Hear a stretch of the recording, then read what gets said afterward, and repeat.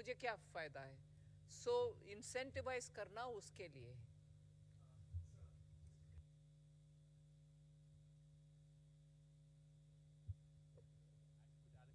Scrapping of vehicles and replacement of vehicles as well. What is the kind of outlay that will be there and that we'll see in the coming fiscal? I can see there are two parts to it. For the central government, all central government vehicles that are beyond the 15-year age limit will be scrapped. Those of them that need to be replaced will be replaced. This money is provided for in different departmental budgets because it is not a macro number that is planned centrally. The number is significant. It exceeds 1,000 crores. What it exactly is, I also don't know. I'd have to add it up from several books. For state governments, we are making this part of the scheme for state capital investment. If they need to replace old state government vehicles, then that support will come from this scheme. And they have to meet certain conditions on meeting the national scrapping policy. The aim is to get rid of polluting old vehicles in the government sector.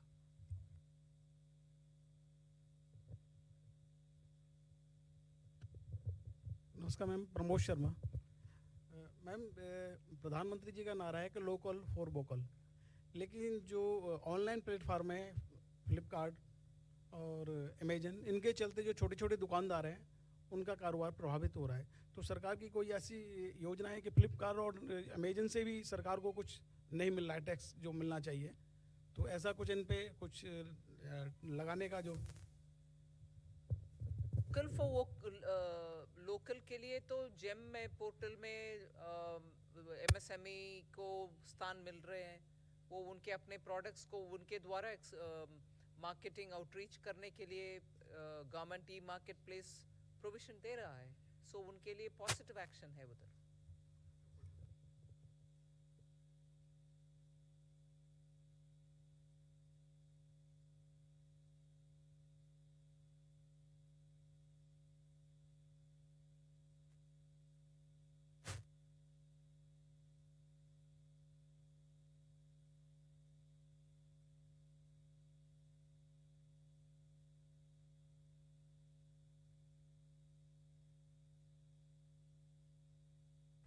Precise numbers I don't have at this point of time, but the scheme is that if there's an arbitration award which has already happened, either of the party, either a government department or a government undertaking has challenged it, or the contractor has challenged it, and that arbitration award is being contested in any court, then depending upon the level of the dispute, a settlement can be reached between the two parties so as to reduce the amount of litigation which will be there.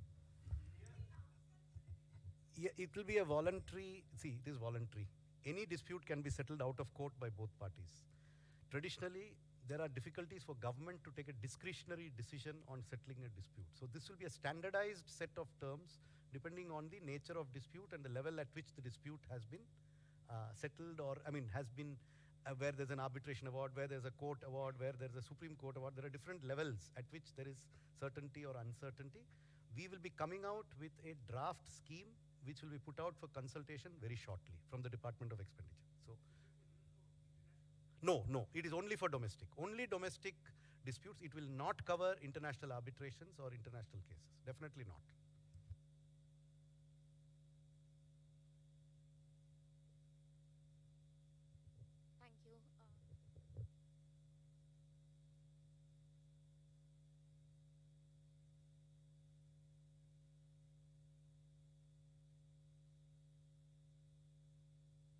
Thank you.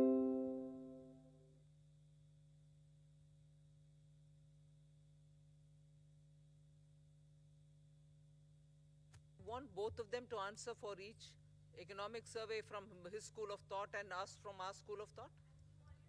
We are not going to be talking about comparing the two and giving justification for one. They come from their school of thought and we do it ours, right? I understood the question, but you're trying to link the two which are not so related. That is economic survey, yeah?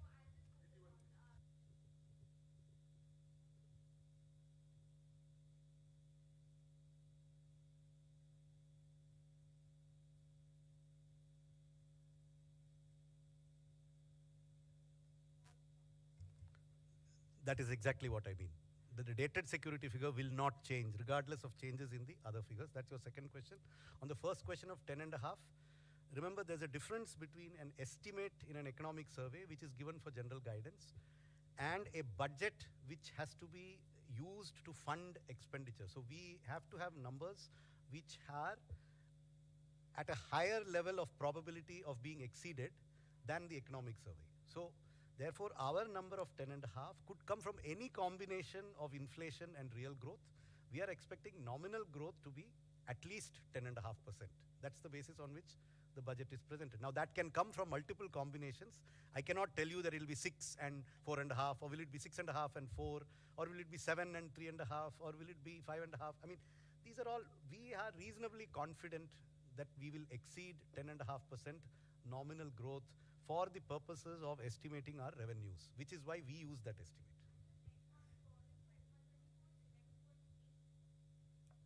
Whatever is stated in the budget speech, it is there, it is 11.8, it has been stated in the budget speech, and I know you have read this statement, so it is there, 11.8.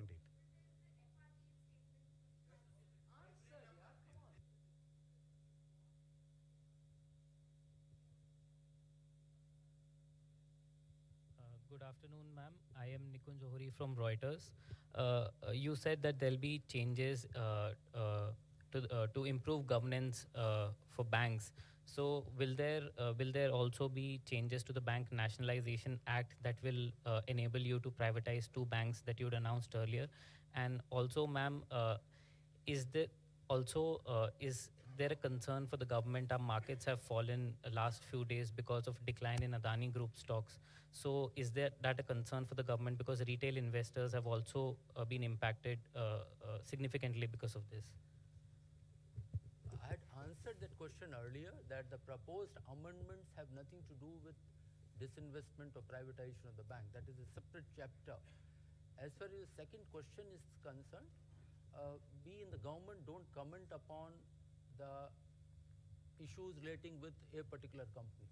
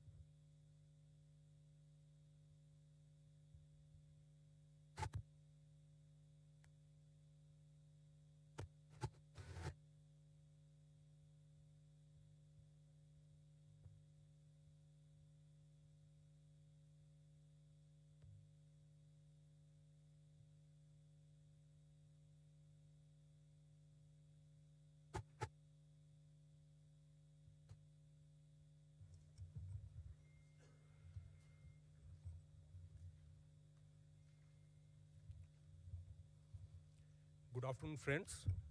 I welcome you all to this important post-budget press conference today. At the outset, I would congratulate Honorable Union Finance Minister Srimati Nirmala Sitharamanji for presenting a growth-oriented futuristic budget for the year 2023-24. I welcome you, ma'am, to this press conference. I also take this opportunity to welcome the Honorable Ministers of State, Sri Pankaj Chaudhary ji and Dr. Bhagwat Karaj ji. On this occasion, we also have with us Finance Secretary Expenditure, Dr. T.V. Somanathan, Secretary Economic Affairs, Sri Ajay Seth, Secretary Deepam, Sri Tuhin Kant Pandey, Secretary Revenue, Sri Sanjay Malhotra, Secretary Financial Services, Sri Vivek Joshi, Chief Economic Advisor, Sri V. Ananta Nageshwaran. I welcome you all to this press conference. Friends, first the Honorable Minister will give her opening remarks. Thereafter, we'll be taking questions from you. Before I request the Honorable Minister, I must request you all to please follow the norm of one organization, one person, one question, please. Don't club too many questions together. That will help us give opportunity to your friends. With this, I request Honorable Minister of Finance to proceed. Please begin the opening remarks.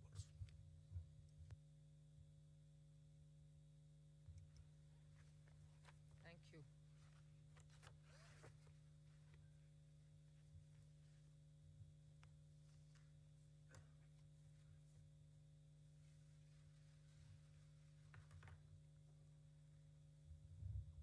Good evening, and thank you for being here now after the budget has been laid on the table of the House.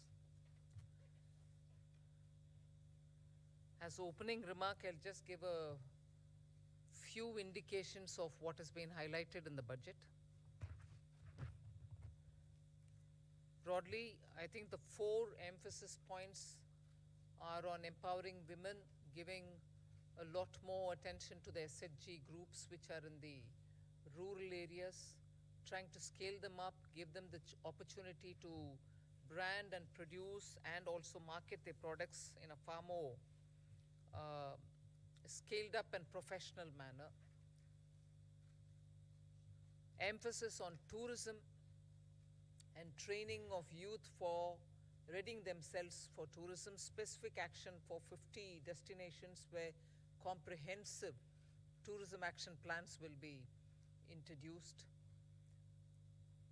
Then what is being called as PM Vikas, looking at Vishwakarma, people who create things, make things out of their hands using tools. In some states they are called Vishwakarmas, in some other states some castes are referred to as Vishwakarma, but what we mean here is to cover all those artisans and craftspeople who do things with their hands using some tools, so not specifically only to some particular communities, but to all who create the soft power of India through their craftsmanship. Then the 4 is green growth, the 4th one, which is in every sphere of life we have policy interventions and enabling provisions made so that India moves fast on the transition to renewable energy, the investments made for hydrogen mission, renewable energy transitional facilities which we need, natural gas, and also looking at biogas, also evacuation of power from renewable energy sources located in Ladakh to the rest of the country.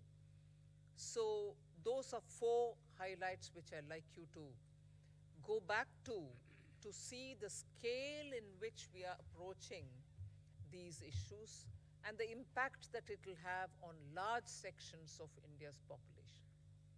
Then of course I gave 7 priorities which began with talking about inclusive growth, investments in infrastructure, also reaching the last mile so that those who are still left without a house or a sanitary facility or a road which is reaching them,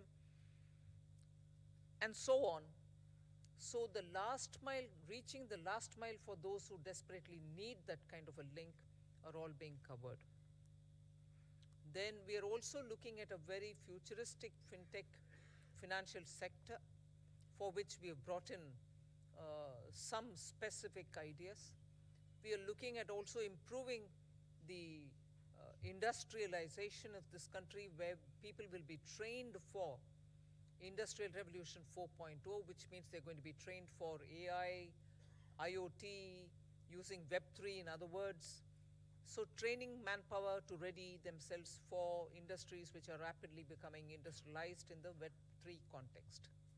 Then digital economy, unleashing the digital power of India in various walks of life, setting up an artificial intelligence research center, center for excellence. So all these are in part A. There's a lot of increase in the agriculture credit availability, 20 lakhs being made available for agriculture credit. Also a sub-scheme under the PM Matsya Sampada Yojana, making sure that people living in the coastal areas are going to benefit from it, fishermen are going to benefit from it. Now, if largely the Part A has looked at these, Part B has aimed at rationalizing the customs duties, also making sure personal income tax, after a very long time, has had substantial changes which will benefit the middle class. And also because this country has been waiting for direct taxation to be simplified, also waiting for direct taxation to be a lot more easy in compliance, and therefore the new taxation regime that we brought in for direct taxation 2-3 years ago has now got greater incentives, greater attraction, so that people can unhesitatingly move from the old to the new. Of course, we are not compelling anybody. Those who want to remain in old can still remain there for enough justifications that they can have. But the new one obviously is now attractive because it gives greater rebate. It also provides for a simplified and smaller slabs,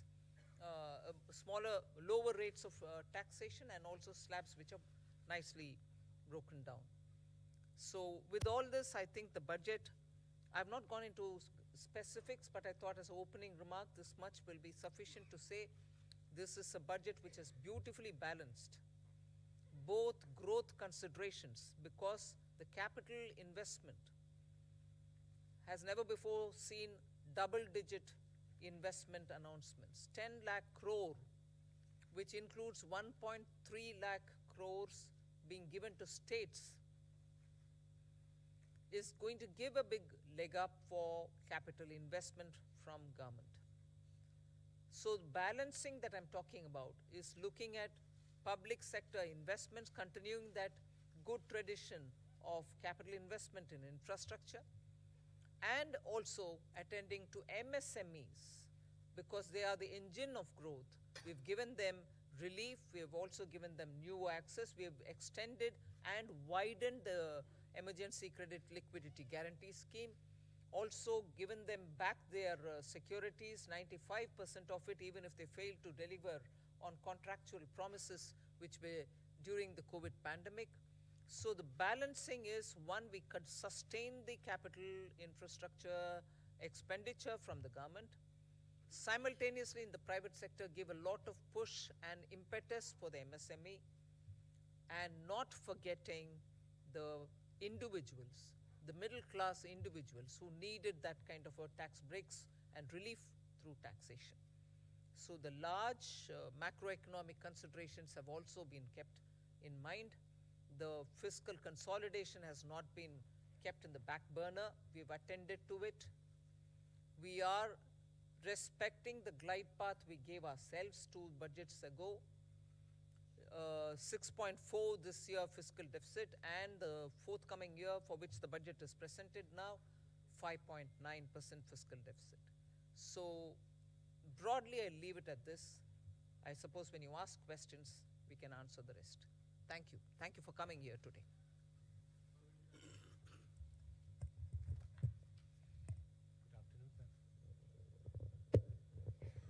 Good afternoon, ma'am. Shishir here from Hindu Business Line.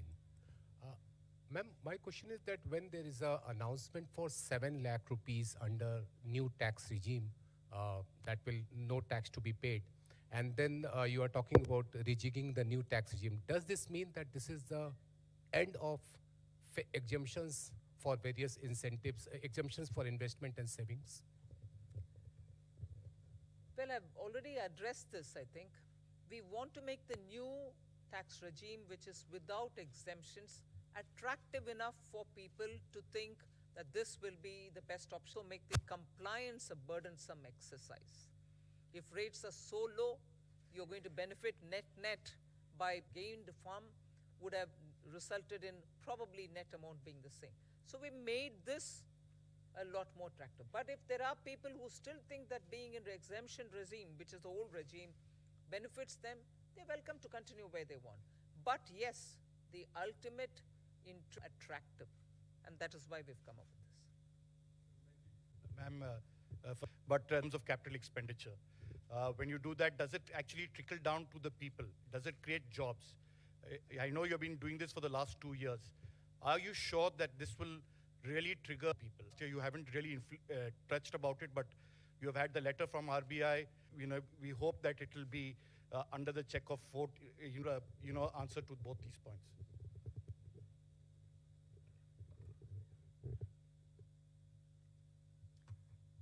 First of all, RBI wrote a letter and what. But in the meanwhile, you've seen inflation come down, both by the government. We take inflation-related steps, looking the other way while it is changing up and down. We have kept attending to it, and as a result, you find the explain that we have attended to it with all earnestness, having respected the glide path we gave ourselves earlier. Yeah.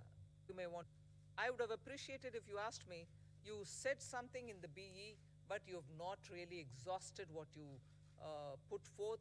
You've not received. I would have been happy to answer if that were to be the case. But you're asking me a question about, in the sense you are implying that we have fully utilized what has been kept for capital investment. Therefore, it makes me feel odd that you're asking a question and money is utilized, and that it is utilized is coming through from the budget statement. How not all projects can be completed, even 1%, without human intervention. So obviously jobs are happening in the ground. So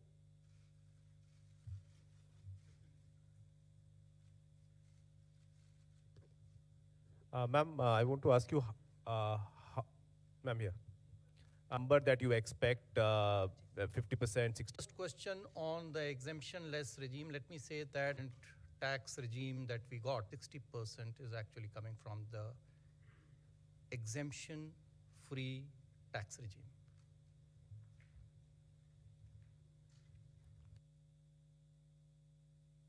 Individuals' data we will not have, but we are very hopeful that this particular scheme for individual taxpayers, the PIT, I think the majority would prefer. I mean, all of you, if you all do your own calculations, I think majority here would be now wanting to shift irrespective of their incomes and the deductions and exemptions that they claim. They would be finding it more attractive to shift to the new tax regime, majority of them.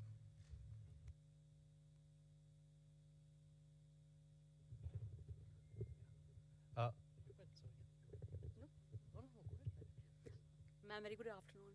Congratulations on a great budget. It's very clean, simple, nicely done. Ma'am, one quick question on capex and one more on petroleum subsidy. Ma'am, your capex for RE is lower actually in terms of the spend as of now. But the target is greatly stepped up for FY24. So what gives the confidence that it will be all utilized? That capex RE is lower, ma'am. 7.28 versus slightly lower. And a big jump for FY24. So what gives the government the confidence that all of it is going to be utilized and well spent? That's one, ma'am. And second, ma'am, on the petroleum front, the LPG subsidy has been kept pretty low. You had announced certain additional measures last year in May, along with the deep cuts in excise on petrol, diesel. So what happens to those announcements regarding LPG subsidy? They have not been rolled over. And plus, ma'am, there is a demand coming in from oil cores now after LPG losses that you have made good by giving them money. That something needs to be done on fuel also. So would the government What was consider? the last bit? Something has to be done for who? Basically, demand coming in from oil cores in terms of Oil marketing companies. Yes, cash No, compensation The money for which is fuel. now being given is not for that. not for that, ma'am. So, all of it. So on your first question on capital expenditure. So yes, the revised estimates are about 97% or 98% of the budget estimate. Yes, there is a slight deviation. It's mainly on the state capital expenditure, which is falling short of the 1 lakh crore. Actually, the central capital expenditure is going to exceed the budget estimates. State capital expenditure is not expected to reach the 1 lakh crore figure because some portions of the state capital investment scheme have reform conditions. So some states have not been able to meet some of the conditions. Therefore, we expect, I think the figures are there, about 76% of the state capital expenditure scheme is likely to be spent. That's the revised estimate. So the shortfall is actually on the state side, not on the central side, point number one. What gives you the confidence for next year? I think if you look at the allocations that have been made, they've made in actually the increments are in 4 clear areas. One, railways. The railways has enough projects to absorb the additional capital expenditure. The second is highways. They have adequate projects running to absorb this capital expenditure. The third is states, 30,000 crores. Now, yes, there will always be a challenge, but I think the states are gearing up now. This 2 years of this experiment has helped them to improve their spending capacity. And we are also seeing an uptick in the second half of this year on the state capital expenditure. So I'm reasonably confident that the states will absorb the 1,30,000 that has been provided. And the other big item on the central side is the petroleum capital expenditure, which is for retrofitting of refineries to meet emission standards and pollution standards, and partly for augmenting our strategic reserves. So I'm quite confident that we'll meet the expenditure targets. Please.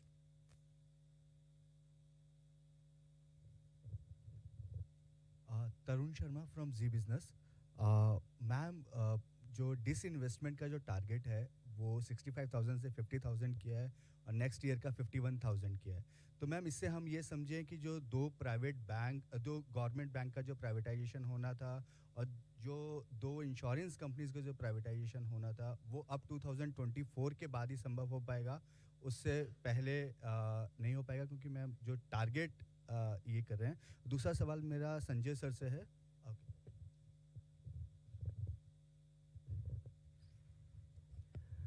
जैसा कि आपको विदित है कि disinvestment तो market conditions और कई चीज़ों से निर्भर करता है तो उस हिसाब से जो प्रैक्टिकल और प्रूडेंट टारगेट है वो रखा गया है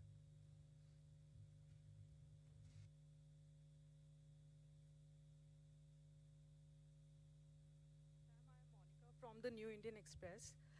Ma'am, what was the need to lower effective tax rate for high income group at this point in time? And also tax collection at source has been increased from 5% to 20% or on overseas tour package. So what is the reason behind this massive increase? See, the tour packages are generally taken by people whose effective tax rate is certainly more than 30%. So if we are charging them 20% TDS, I don't think it is high. We have, our attempt always has been to charge TDS at more or less similar rates, if not exactly the same rates. So that answers your question number 1. Question number 2 on, I think you are referring perhaps to surcharge, which has been reduced. Well, our rates, the highest tax rates in our country were amongst the highest, even more than some of the developed countries. And so, in any case, it was introduced as an interim measure, and so that has now been reduced, so that the effective tax rate, highest effective tax rate, becomes 39%.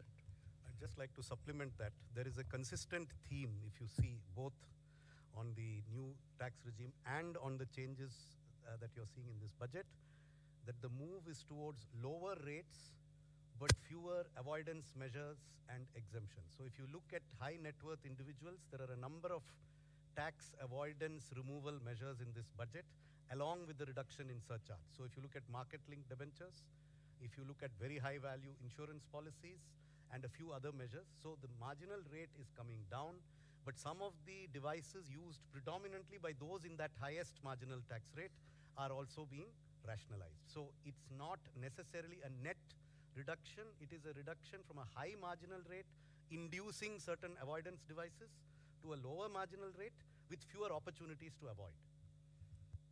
74, please.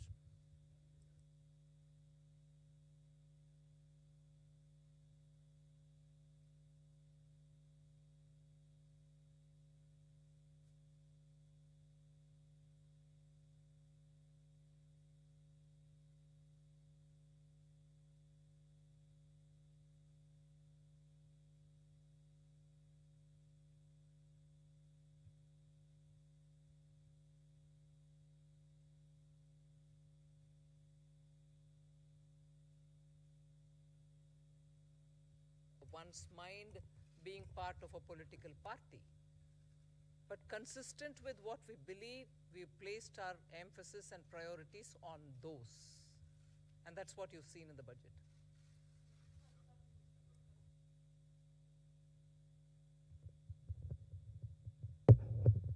Madam मेरा सवाल है आपसे। मैं संजय शर्मा हूं लोकमत अखबार से। Madam आपके budget में विपक्ष की तरफ से कोई ज़्यादा प्रतिक्रिया नहीं आई है, लेकिन इस बजट से महिलाओं को काफ़ी उम्मीदें थी। घर की महिलाओं को जो महंगाई से पीड़ित थी, रसोई गैस के सिलेंडर के दुगने दामों से पीड़ित थी, कहीं ना कहीं आटे से लेकर के रोटी तक सारी चीज़ें महंगी हो गई है। तो क्या इससे आपको लगता है कि कुछ इसमें महंगाई पे भी फ़र्क पड़ेगा और घर की जो रोटी है, जो घर की जो रसोई का जो सामान है, उसमें इस बजट से कुछ फ़र्क पड़ेगा?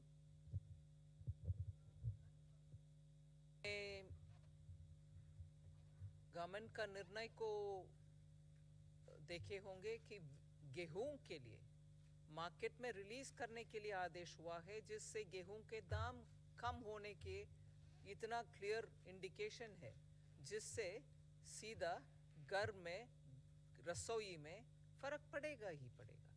सो उसको आप बोलना नहीं है, ये नहीं है कि मैं उसके ऊपर कुछ बजट में नहीं बोले, मगर बजट से बोलने से पहले एक्शन ही हो गया है ना, कि घर की रसोई के लिए गेहूं आटा के लिए मार्केट में रिलीज करने के लिए निर्णय सरकार ऑलरेडी कर चुकी है। एक मिनट। साथ ही साथ जो है महिला जो है वो भी एक परिवार का सदस्य है, तो जो रिलीफ जो इतना टैक्स पर्सनल इनकम टैक्स में दिया गया है वो भी परिवार के पास में और महिला के पास में आएगा, उसके हाथ में आएगा, जिससे वो अपना घर का खर्चा चला सकती है। सो वो भी एक महिला के लिए, हमें नहीं देखना चाहिए कि महिला के लिए नहीं है, वो भी महिला के लिए एक बेनिफिट है। गेहूं पुरुषों के लिए भी है और महिला के लिए टैक्स भी है। Hi ma'am, Meghna Mittal from ET Now. The fiscal glide path that you have given is 4.5% by 2025-26, which may be considered slightly bold, but does it also indicate your confidence in continuing tax buoyancy in the coming years? Somnathan has already answered it. Yes, tax buoyancy, as you saw even yesterday, GST collection figures have come. Direct taxation buoyancy is also observed in the current year. That is one thing. I think to the credit of this team, there's been a very robust management of macroeconomics. That certainly bears an impact. So all of us might talk about this particular step or that particular step, but I think together, revenue, expenditure, disinvestment, banking, all of us together have worked in such a way that where you can earn more through tax avoidance related measures, and similarly where you can bring in more people into the tax net, you are taking steps. Similarly, prudent ways of effective expenditure without cutting down expenditure, committed expenditure or other expenditure, are all ways in which you're making money mean more. And for every rupee that you spend, you get a better set of returns. So I think efficient management also has a very big role to play here. I just wanted to add to your question. The estimates in the budget, the revenue estimates in the budget, do not assume a buoyancy greater than 1 for the coming financial year. It assumes a buoyancy of 1. Gross taxes are expected to grow by the same 10.5%, by which we have estimated the GDP to grow, which is slightly lower than the figure implied by the economic survey. And therefore, we are assuming only a buoyancy of 1. But if the experience of this year is repeated next year, then it may in fact be more than 1. But we have taken a conservative assumption. And I think the very fact that the commitment to 4.5% was reiterated word by word in this budget gives you an indication that we feel that we have the means and the ability to reach that target by 2025-26. I would also point out that many of our expenditure increases are on discretionary spends. We have kept a very tight lid on the irreducible types of expenditure, and therefore there is room in the budget, both on the revenue side and on the expenditure side, for us to reach that fiscal deficit target by 2025-26. And it is not likely that the finance minister has reiterated it in parliament today. Ma'am, Timsi Jaipuria from CNBC TV 18. Ma'am, I have two questions. Firstly, on the TDS reforms, you've come out with two specific reforms. For one, 20% TDS on foreign investments. Why has this been introduced? Is it to curb the flight of capital or investments which was going outside the country? And secondly, on students who are going outside to study, on that also the TDS has come, there's a 5% that has been levied, or it has been reduced. There is no change on education, or absolutely not. That's wrong. Your facts are wrong. But what happens to the amount that one spends in staying there as a student? First correct the thing which you've said, because yours is a very powerful voice, and that can spread among your dosts, and that can go out. No change has been made for education or health purpose, LRS. Please, I hope my voice is audible much more than Timsi's. Thank you for correcting me, ma'am. But on the foreign capital, on the foreign investment, the TDS of 20%, if you could explain the rationale. I think this question was asked, and I already answered it, to say that for those categories of people who are, to pay for the tax. To make these remittances, but whose tax returns are, if you don't collect the tax at this, if you are able to make remittances to invest in a almost certain, we have a lot of public investment and private consumption. Are you still happy with the private investment? Are you still expecting it to grow? Or do you think for the moment it is only public investment that will go on? Hi, yesterday in the press conference, we answered this question, and we also had a slide up there in the presentation we made yesterday that private capital investment has been improving every year in the last 3 years. For example, in the first half of 2021, based on quarterly earnings reports filed by listed companies, the capital expenditure was 2.1 lakh crores, which increased to 2.4 lakh crores in 21-22 in the first half, April to September. And 22-23, it has gone up to 3.3 lakh crores. And then you look at the RBI survey on capacity utilization and investment spending plans of the respondents, there is a very clear sign that many private sector companies are looking to enhance their capital expenditure. So both in terms of intent and in terms of actual spend, private capital investment is showing very clear signs of revival. Thank you.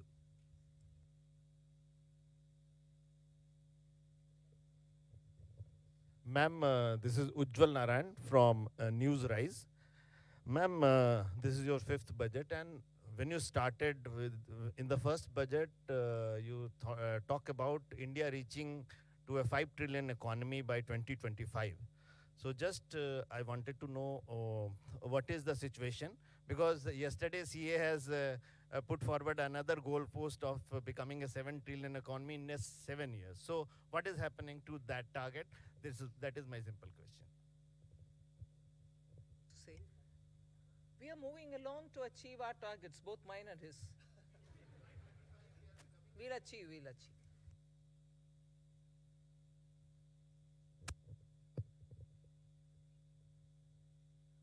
Good afternoon, ma'am. This is Chetan from India Today Group. Ma'am, while calculating the fiscal match for FY24, how did you assume the disruptive variables like the crude prices and, of course, China unlocking and its impact on commodity prices?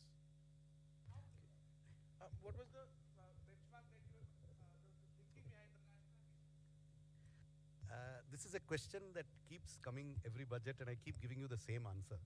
That there is no part of the budget mathematics that has a crude price number as an input in any spreadsheet. See, because there is no direct subsidy on any petroleum product. Unlike the fertilizer price or the price of the MSP, these have direct impacts on the budget. The petrol price would have an impact only if it triggers some major change in the tax system. Otherwise, the petrol, diesel, oil prices do not directly affect our budgeting. So it is not that there were days, maybe 10, 15 years ago, when there was a lot of subsidy on these commodities. At that time, a crude price assumption was inherent in the budget. Today, there is no inherent crude. The assumption we are making in the budget is only that there will be no subsidies on petrol and diesel, and that global prices will be such that there will be no subsidies. What the global price will be, I don't need to make an assumption. So no assumption has been made. Confusion since last year when people referred to what was said in the economic survey as though it was said in the budget itself. The budget didn't say it then, the budget doesn't say it now.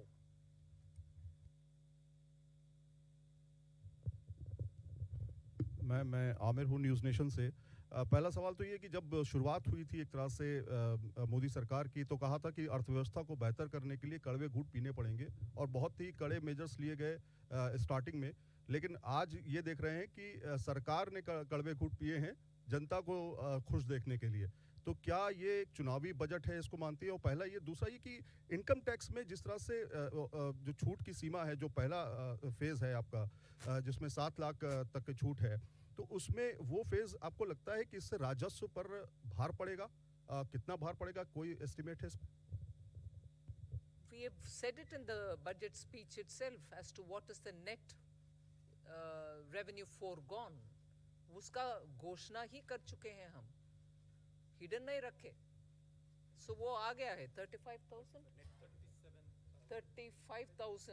direct taxes 37,000 crore, indirect taxes 1,000 crore, additional revenue through indirect taxation measures 3,000 crores, and so net is 35,000 crore.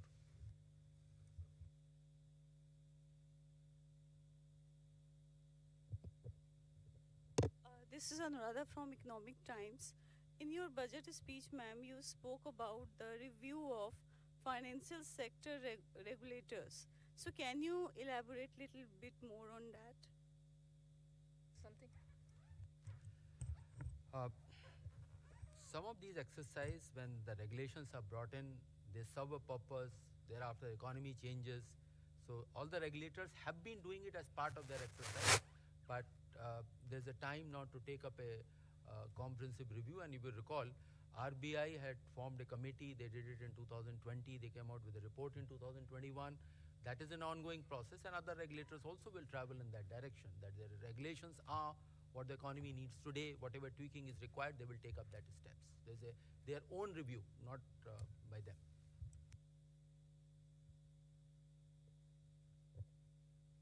Ma'am, congratulations on your penultimate budget. And ma'am, am I audible, ma'am? Congratulations on last full budget, and I just wanted to understand. You have mentioned, alluded to Banking Regulation Act Amendment and Banking Companies Act Amendment. Is it an indication that this year we'll see privatization on that front, public sector banking front? And if you could also throw some light on what kind of amendment it will undertake, apart from, allowing public sector bank for privatization. These measures are for improving the governance of the boards and then investors protection, etc. These are not to do with any disinvestment or the privatization measures. These are the different set of measures. Over a period of time, the things have changed, and the Banking Regulation Act also fall in line, or not fall in line, has to be aligned with the present day needs, what the directors are, who can be there, what their terms are going to be. So those kind of amendments are there. And one component, of course, is on the investors' protection areas as well.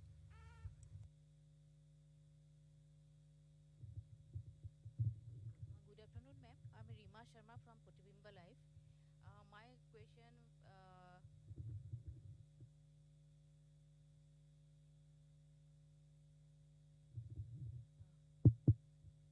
my question is regarding MSME sector in the northeast, especially in Assam.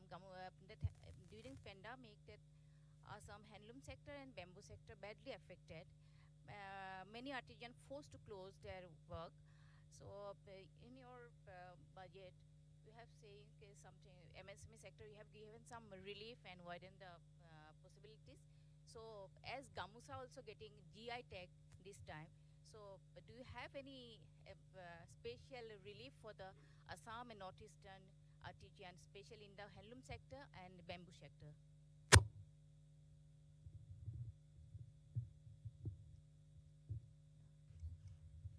In the last year's budget itself, I think for sustaining livelihoods and also making sure that the Northeast livelihoods are attended to, we came up with a specific program called PM Divine for the development of Northeast. And that was executed through the Northeastern Council. So that program continues, and that will take care of livelihood related, whether it is in the weavers or in any other such community. But after getting the GI tag in the Gamusha, do you have any special package for the encourage to the handloom sector? So that is something which the state government will have to tag along with the existing programs, either through the handicrafts program, the artisan and other things that we're coming up with, for which the rules will come out. Either they can use it, or the textile ministries, I'm sure they can always find out from the textile ministry for GI tagged Gamusha, they can ask for a dispensation. So this is possible, but that is for the state government to interact with the respective ministries. Can you little bit elaborate what kind of I can't elaborate more, ma'am. You should ask the state government to deal with it for the respective ministry. In your budget relief, what kind of relief you have given? Can you little bit elaborate it? In my budget relief. The MSME sector. For MSME or for Gamusha or for GI, what are you asking? I'll send you some information. Ma'am, let's move on with other questions. Good evening, ma'am. Arup from Business Standard. Ma'am, in this year's fiscal policy statement also you're speaking about unprecedented global headwinds and challenges. And again, you have not given forecast for the two succeeding years, in this case FY 24-25 and 25-26, although you have an internal consolidation roadmap. So are we going to see this as a new normal where you're not amending the FRBM Act again, and you're not giving two succeeding years forecast, but you will continue having an internal roadmap? Yeah. Yeah, but you're not amending for the third consecutive year, you're not amending the FRBM Act, and you're not giving two succeeding years targets. Yeah, but we have given a glide path, and we are every budget stating whether we are aligning with the glide path given or not, right? So that pandemic was the new normal for 2 years, hasn't it been?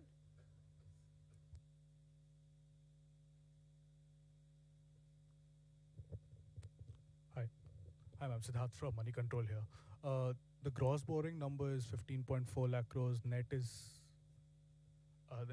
gross borrowing is 15.4 lakh. Net is 11.8 lakh. Especially with real interest rates returning to positive territory in the last few months with the RBI hiking rates.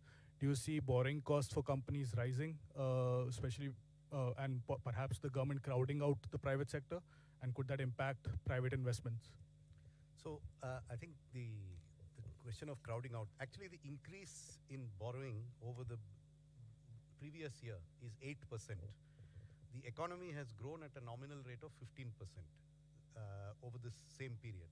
So this is a level of borrowing which I think will not lead to any incremental crowding out. In fact, as a percentage of the size of the nominal economy, the total gross borrowing is actually going to be lower in 23-24 than in 22-23.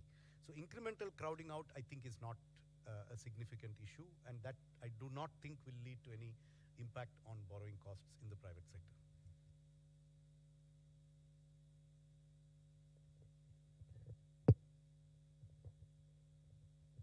This is reiterating that point that expect the required borrowings for the next year are of the same order what they are in the current year. Of course, the size of the economy has gone up. So it is not that the more money is being taken out of the savings which are available into the economy. So we don't see that impacting because it is of the same order. And even if you go 2 years back and just increase by nominal rates, the net borrowings are of the same order. In fact, they are less than 2% more than the actuals. The figures stated were, I think, for the BE, but actually it will be only, estimates are that it will be less than 2%. Economy is nominally expected to grow at more than 10.5%. So, I mean, that should answer your question. Ma'am, Ishwarya Paliwal from India Today. Ma'am, opposition parties have been calling this Nil Batta Sannata not good enough budget. Your comments? Follow your Hindi. Would you say that again? Ma'am, they said not good enough. Most of the opposition parties for the budget. Ma'am, your comment on that? For what reasons, if I may know? Not good enough for? What reasons, ma'am? If you would like to repeat their words. They have said, ma'am, most of the political I'm parties. saying if you could please repeat their words and say not good enough, for what reasons per se? They said nothing for the. They said nothing much for the middle class. What? Most of the this is what those parties. Ma'am, do you believe India will remain a bright spot, ma'am? Please do. Agle mein jaye. Next question, please.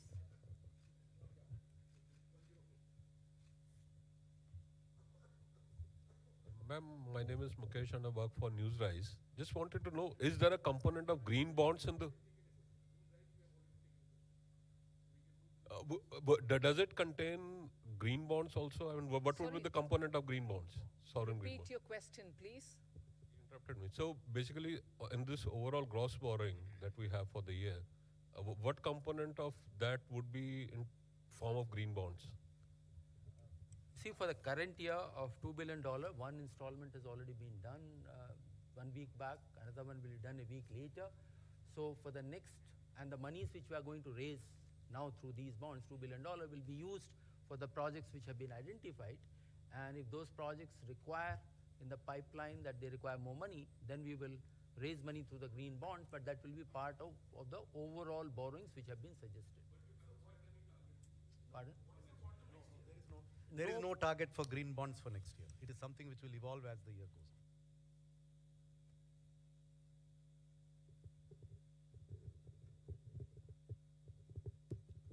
on. Ma'am, this is Primangshu from Anandavajar Patrika. You have said that your capital expenditure has reached 10 lakh crore, but the interest payment expenditure that has also reached 10 lakh crore. And the interest payment burden, it is almost 40% of the revenue received. So do you think it is a matter of concern for? It is always desirable for a government to have its interest payments as low as possible. But you are aware of the reasons for which government had to borrow a lot over the last 3 years. And all that I can say is the borrowings have been used very constructively towards growth-inducing investments and have not been frittered away on unproductive expenditure.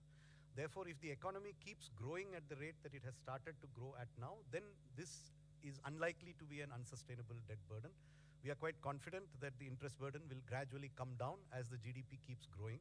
And to sustain that growth, the quality of expenditure, the quality of government expenditure is increasing. The revenue deficit is falling even faster than the fiscal deficit. So we are actually seeing an improvement in the quality of public expenditure, which will enable us to sustain this higher interest burden, which is a result of history. 2 years of COVID, where the entire globe has seen an increase in interest burden in all governments all over the world.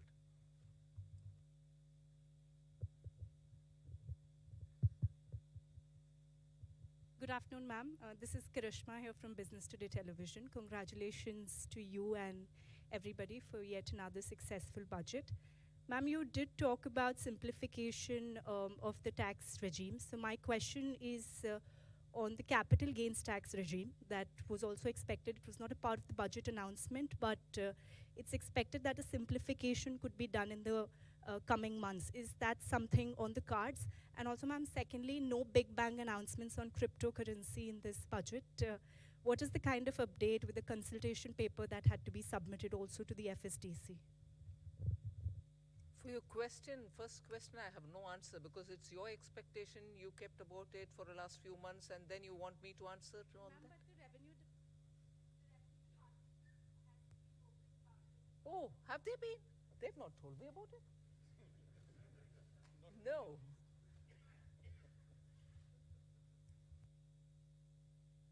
To say now.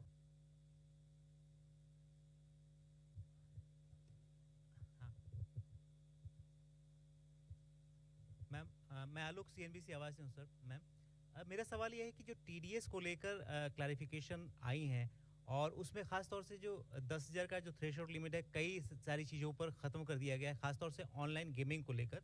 इसके पीछे क्या reason है? Online gaming को लेकर अभी भी क्या सरकार काफ़ी कॉन्शियस है या ऐसा लग रहा है कि अभी भी टैक्स लीकेज है वहाँ से, या बाकी चीज़ों पर भी जो ख़त्म किया गया है ये टीडीएस के लिए जो 10,000 का एग्जम्पशन, उसके पीछे क्या रीज़न है?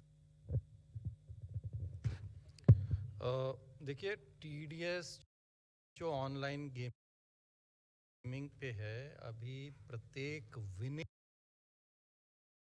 के ऊपर में था, लेकिन जो ऑनलाइन गेम्स हैं वो कई सारे गेम्स मिला करके एक सेशन बनता है। एक गेम कोई नहीं खेलता है, कई सारे गेम्स जो हैं एक साथ खेलते हैं।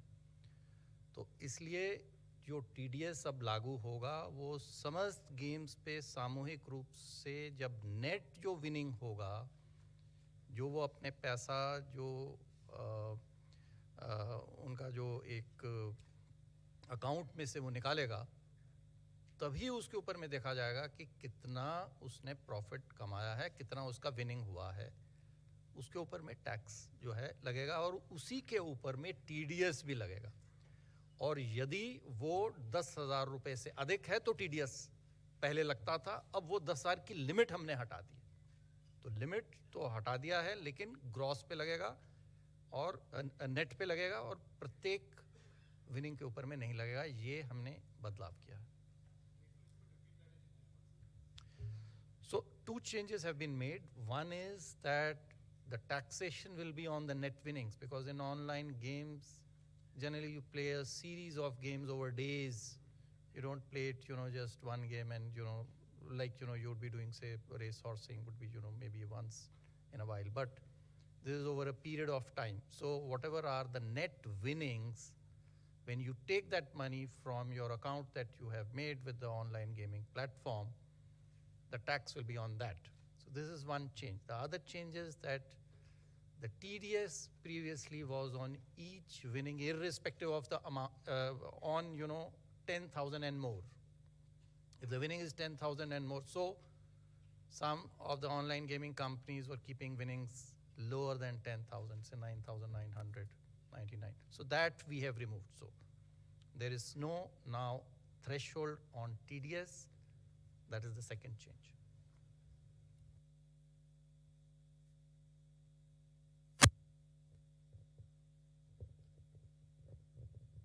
Hi, ma'am. This is Priyashmita from Informist Media. Ma'am, I wanted to know that there has been an upward revision in the small savings estimates for FY23. However, data suggests that there is a shortfall. So how do you plan to achieve it? Yeah, it's a good question, and I mean it shows good awareness of our numbers. I'm happy to see people read our deep statements with so much attention.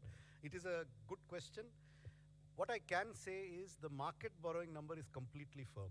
That will not change. The remaining numbers have a little bit of fluidity, whether it is small savings, state government provident fund is a very fluid number. See, because if state governments change that number, it affects the overall balance of our funding plans. The market borrowing number is firm. The small savings number is, there is traditionally a seasonality where a lot of small savings comes in the last quarter because people plan their taxes in the month of February and March. So there is usually an upsurge. Will it reach this number or not? You see, these numbers are subject to a number of assumptions. But we are confident that in aggregate, the other sources except market borrowing, the aggregate of them will be close to what we have estimated. And therefore, I don't think this will have any impact on markets. Now, in terms of small savings, again, the date from which these new schemes come into operation is yet to be decided. So there are a number of factors on which the small savings number could fluctuate. But I repeat, it will not affect the market borrowing numbers. No, she's talking about FY 22-23 is my impression. Current financial year. Yes, I'm also talking about that. Again, the next year, 14 months before the end of the year, I cannot be firm on next year's numbers, but they are as firm as we can make them 14 months ahead of time.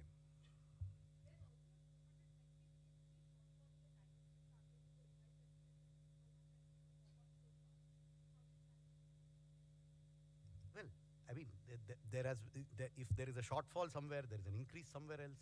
We have shown you all the numbers as to how we meet the deficit of this year. How is it going to be funded? I have the statement, you have the statement too, since you've obviously read it, so I don't need to tell you. So that's how we will fund it. So this is a big budget in which something goes up, something goes down. Revenues have gone up, expenditures have gone up, some things have gone down. But in aggregate, as I said, we are confident of being within our market borrowing numbers. We are confident that the deficit that we have projected for the revised estimate is reasonable and will not be exceeded significantly. It will not be exceeded significantly. Beyond that, I cannot give you a pinpoint. You cannot land a Boeing 747 on a helipad. So, it's a huge thing. There will be minor, fluctuations here and there. But at a macro level, our numbers are good. I'm confident about us.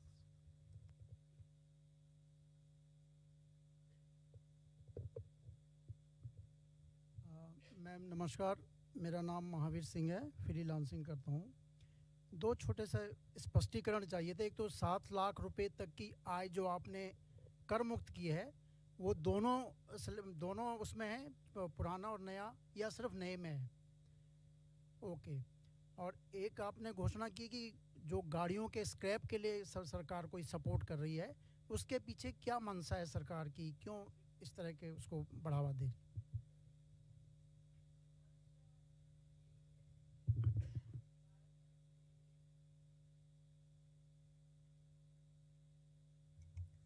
मंशा यही है कि environment के लिए पुराना गाड़ी को हटाना चाहिए, मगर वैसे बिना इंसेंटिव हटाना भी मुश्किल है, क्योंकि लोगों को लगेगा कि हटाने में से मुझे क्या फ़ायदा है। सो इंसेंटिवाइज करना उसके लिए।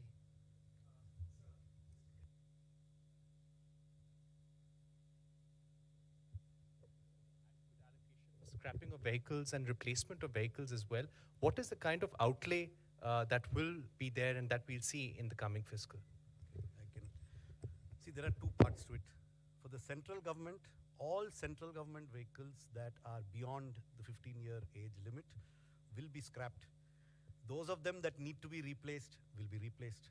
This money is provided for in different departmental budgets because it is not a macro number that is planned centrally. The number is significant. It exceeds 1,000 crores. What it exactly is, I also don't know. I'd have to add it up from several books. For state governments, we are making this part of the scheme for state capital investment. If they need to replace old state government vehicles, then that support will come from this scheme. And they have to meet certain conditions on meeting the national scrapping policy. The aim is to get rid of polluting old vehicles in the government sector.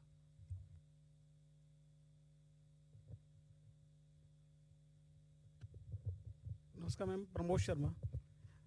Ma'am, प्रधानमंत्री जी का नारा है कि local for vocal, लेकिन जो online platform है फ्लिपकार्ट और Amazon, इनके चलते जो छोटे छोटे दुकानदार हैं उनका कारोबार प्रभावित हो रहा है। तो सरकार की कोई ऐसी योजना है कि फ्लिपकार्ट और अमेजन से भी सरकार को कुछ नहीं मिल रहा है टैक्स जो मिलना चाहिए, तो ऐसा कुछ इन पे कुछ लगाने का जो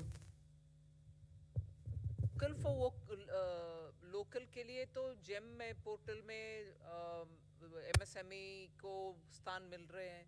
वो उनके अपने प्रोडक्ट्स को उनके द्वारा मार्केटिंग आउटरीच करने के लिए government e market place provision दे रहा है। सो उनके लिए पॉजिटिव एक्शन है उधर।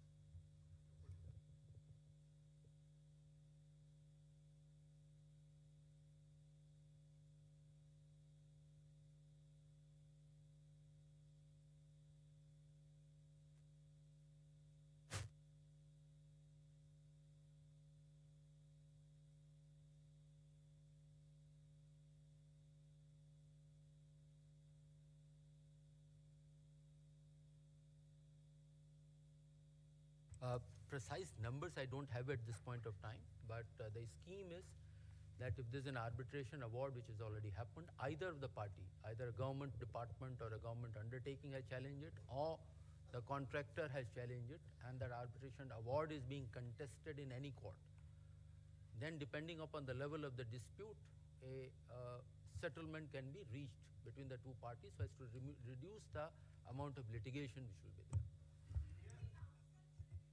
Yeah, it will be a voluntary, see, it is voluntary. Any dispute can be settled out of court by both parties.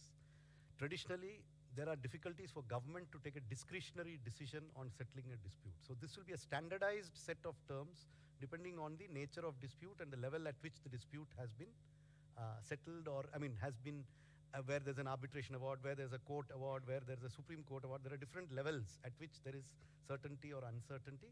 We will be coming out with a draft scheme which will be put out for consultation very shortly from the Department of Expenditure. So, no, it is only for domestic. Only domestic disputes. It will not cover international arbitrations or international cases. Definitely not.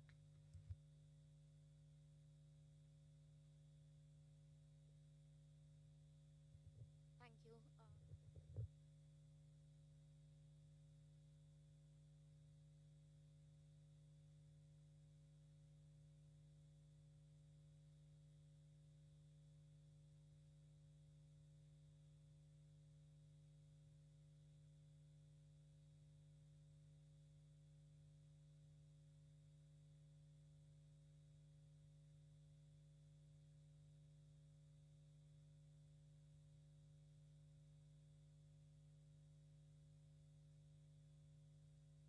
Want both of them to answer for each economic survey from his school of thought and us from our school of thought?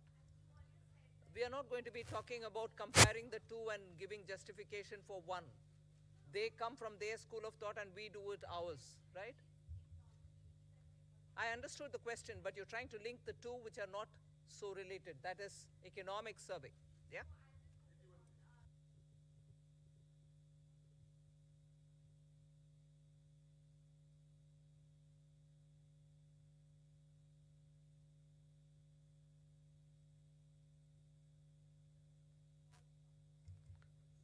That is exactly what I mean.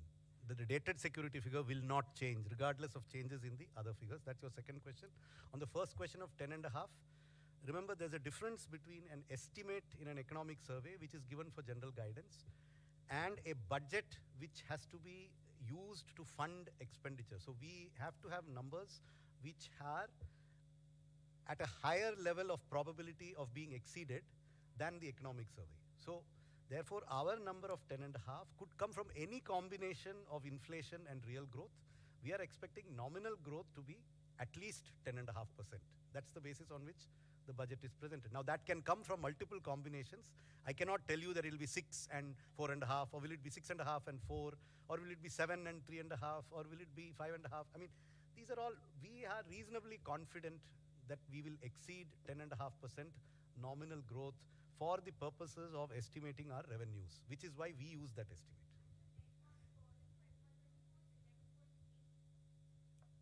Whatever is stated in the budget speech, it is there, it is 11.8, it has been stated in the budget speech, and I know you have read this statement, so it is there, 11.8.